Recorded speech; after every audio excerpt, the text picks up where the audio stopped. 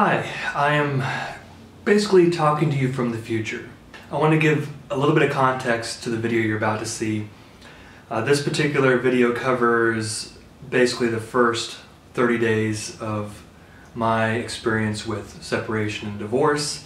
And I debated for a long time, am I ever going to actually share this story? And if I do share it, how am I going to do it? Because I don't want it to turn into like a checklist of here's everything that happened on each day. And I definitely didn't want to turn into bad-mouthing anybody. I've had a lot of people tell me, you need to tell your side of the story, you need to say what happened. You know, ultimately what I decided on is I wanted this series of videos to just show what I went through, how I was feeling, how I coped, how I dealt with things. When I look at this particular video, I see a man struggling to deal with what he sees as his family being torn apart. And I find it almost like a textbook case of what people do. There's a lot of self-blame. I'll be the first person to say that I had a lot of room for improvement in the role as a spouse. There's a lot of things I could and should have done better. But when Amy first asked to separate, I was like, it's all me. I did everything. I accept all blame and I'll do whatever it takes to make things right. Some of which was kind of irrational. Like, you'll notice that I am planning to move out when I actually want to stay. I am initiating a divorce that I don't even want to happen. It's just what we do. We'll reach out and grab on anything that might save the situation. I will say that after this portion of time, I take a different approach and I start thinking about things a little bit differently. This is rather unpleasant viewing. There's crying, there's darkness. It's like 13 minutes long, bear with me, but this is the story of those first 30 days.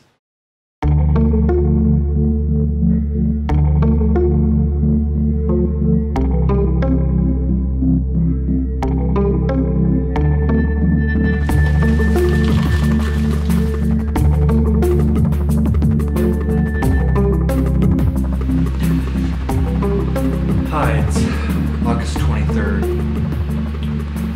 Not sure exactly what to say today. I guess I should just lay it all out. I'm here in my office. For now, Amy and I are going to be separating.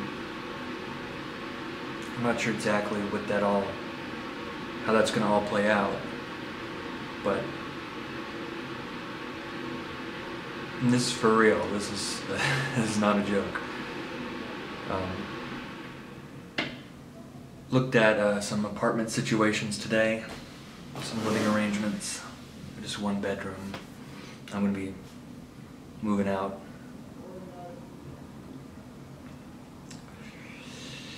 I don't know if Amy and I will.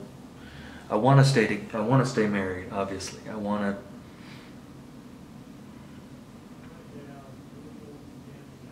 Month late on rent for this office, among many other things. So it's kind of a crushing black pit. How do you crawl out of that? I'm gonna reach out to some local friends, just try to rekindle some relationships so I'm not stuck in my head the whole day. Just earn some money. I mean, this is just ridiculous. Alright, I gotta make some calls. Things aren't going too well right now. Got an eviction notice to my office door to put a letter. Couldn't pay this month, so I mean, naturally they gotta do what they gotta do, but that's just hundreds and hundreds and hundreds of dollars in late fees. Oh, there's just so much happening right now. I don't know how to get out of this. This is all in the backdrop of me possibly losing my relationship with Amy, at least as I know it. I don't want to be all dramatic.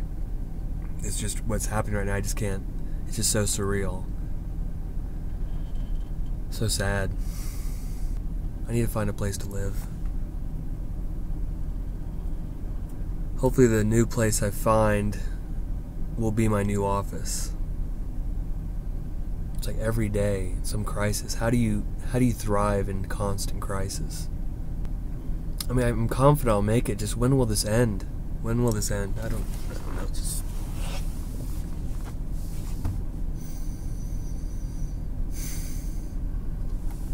I guess I'll go home and think.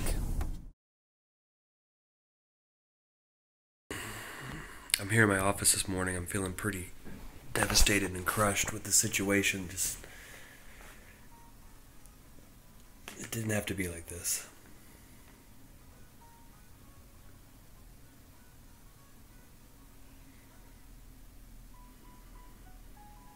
I don't know what's happening. Just found out the mobile home place I was looking at, the 1-bedroom, has been taken. There goes my opportunity. I thought I had it. I'm kind of running out of options here. I'm looking to sell my drone. That's the only material possession I have that's worth first and last month's rent plus deposit. It's my prized possession. Worked very hard to get it, but you know what? I need to move out now. I can't let this drag on. So I'm looking to sell that. I don't know if it will sell, at least locally. I need cash pretty quick. But there's no place to live. I don't know. Hotel? I'm reluctant to reach out to people and start saying, hey, you got anything? I need to move out. But it may come to that. I can start contacting people I know, friends. It's September 14th, about a month after Amy first said she wanted to separate. This has been an extraordinarily challenging month in every single way possible that I've never encountered before in my life. Yesterday things finally came to a head, at least in my mind. You know, I was still holding on to a false hope maybe. False reality. I was in denial. And the honest truth is that our marriage is over.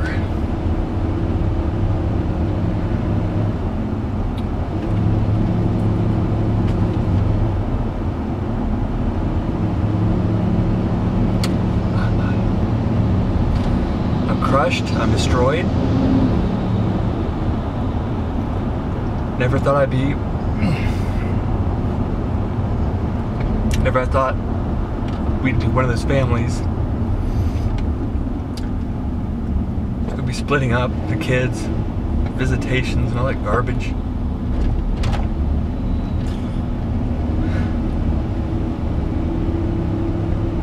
I could have fixed it. Romy's here with me. We're going to the dump. One thing I still hold hope in my heart. I can't express that to Amy because it's just just annoying and clingy and whiny and like, please, let's just try. That time's over with. The power is yeah. We're still living together in the same house, taking care of the kids under one roof. I can count myself lucky. Count myself lucky that I can spend every day with her still. I don't know how long that will be. So I'm going to carry on every day.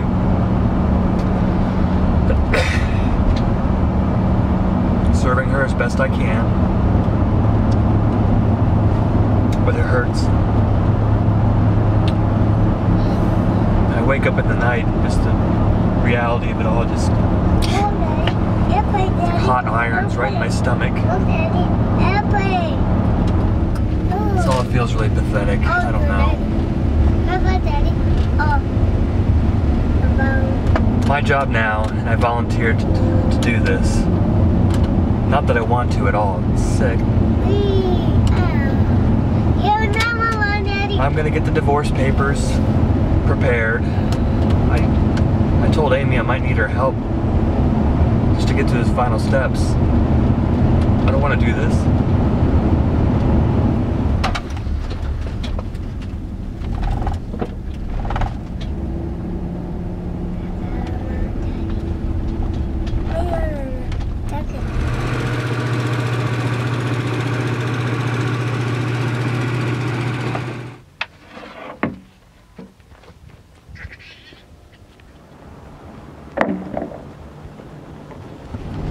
Next up on my active service, I'm gonna go pick up a little treat thing. Maybe she'd enjoy for breakfast, I don't know.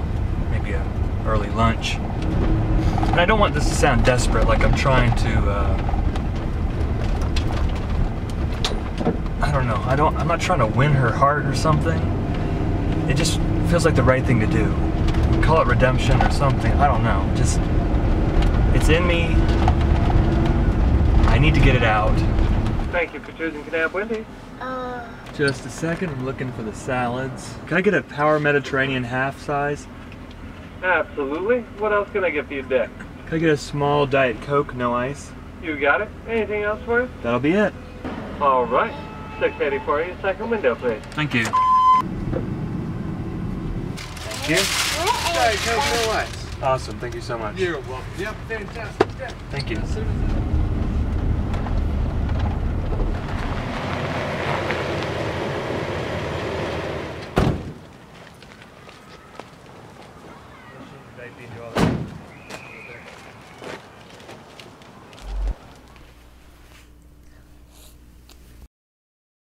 A bit of a major update. I just got off the phone with the divorce lawyer. I'm just like floating.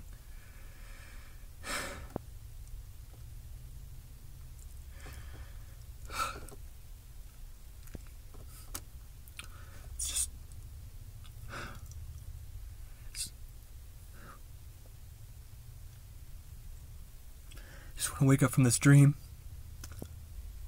The appointment's on Monday, 4 o'clock.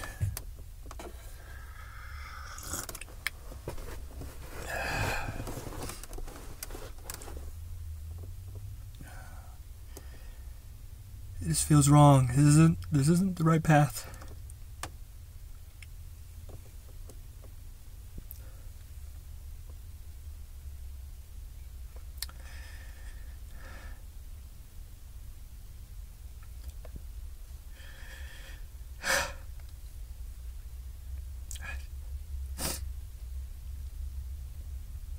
I feel dead.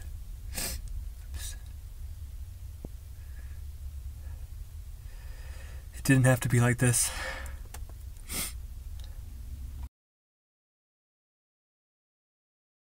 It's closing this time. Gonna sing it in my band.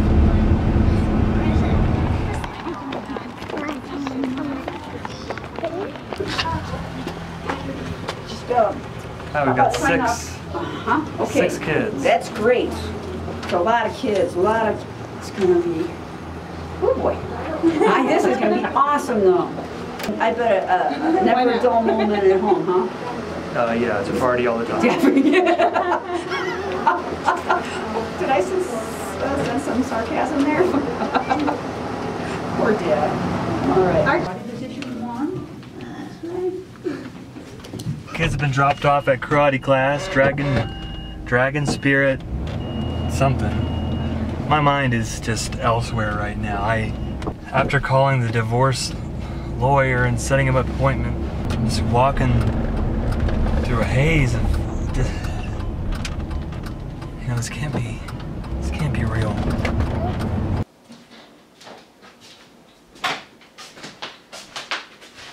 So I gotta pick up the kids from karate at 7:30. At 7:30, so I've got about an hour or 45 minutes to do something. I think I decided not to do any work today, just focus on creative things or art or reading. A friend of mine told me yesterday, on my screen, a friend of mine told me yesterday this might be the darkest point in my life.